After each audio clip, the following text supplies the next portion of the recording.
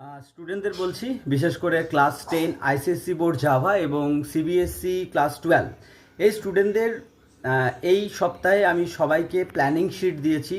Planning sheet অর্থাৎ যে কোয়েশ্চেন্সগুলো, যে প্যাটার্নগুলো বিগত 10 থেকে 15 বছরের মধ্যে পরীক্ষায় এসেছে, বিশেষ করে 10 বছর, সেই ধরনের প্যাটার্ন আমরা তুলে দিয়েছি যাতে স্টুডেন্টদের প্র্যাকটিসে সুবিধে হয়।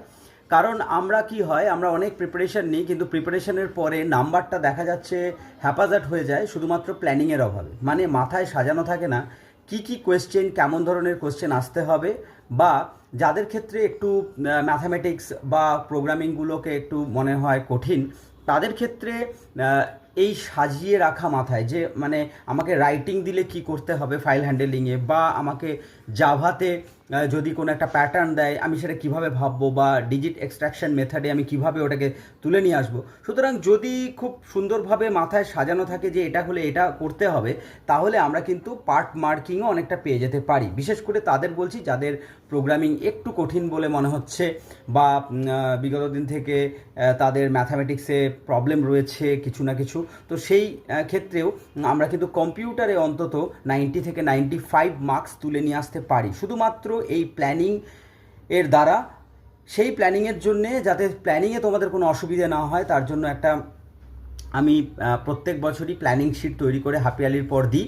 কিন্তু হাফ ইয়ারলিতে এবছর দিয়ে দিলাম এই কারণেই যে অনেকের আমাকে স্টুডেন্টসরা বলেছো যে একটু প্রবলেম হচ্ছে এবং কিছু প্রোগ্রামিংয়ে একটু অসুবিধে হচ্ছে। তো সেই ক্ষেত্রে আমি দেখলাম প্ল্যানিং শিটটা দিয়ে দিই। এবার প্ল্যানিং শিটটা আমি এই ভিডিওটা করছি এই কারণেই যে এই প্ল্যানিং শিটটা পুরোপুরি তৈরি থাকে হচ্ছে ক্লাস 12-এর এক্সামের জন্য, কারণ তার একটা প্যাটার্ন আছে। কিন্তু ক্লাস হাফ ইয়ারলিতে যখন পরীক্ষাগুলো হয় তখন বিভিন্ন স্কুলে চ্যাপ্টার বিভিন্ন থাকে। কোনো স্কুলে একটা চ্যাপ্টার থাকে, তো কোনো স্কুলে একটা চ্যাপ্টার নেই। যেমন কোনো স্কুলে নেটওয়ার্কিং আছে, কোনো স্কুলে নেটওয়ার্কিং চ্যাপ্টারটাই এখন হাফ ইয়ারলিতে নেই, সেটা পরের বার টেস্টে থাকবে। তো সেক্ষেত্রে প্ল্যানিং শিটটা সম্পূর্ণ কাজ করে না।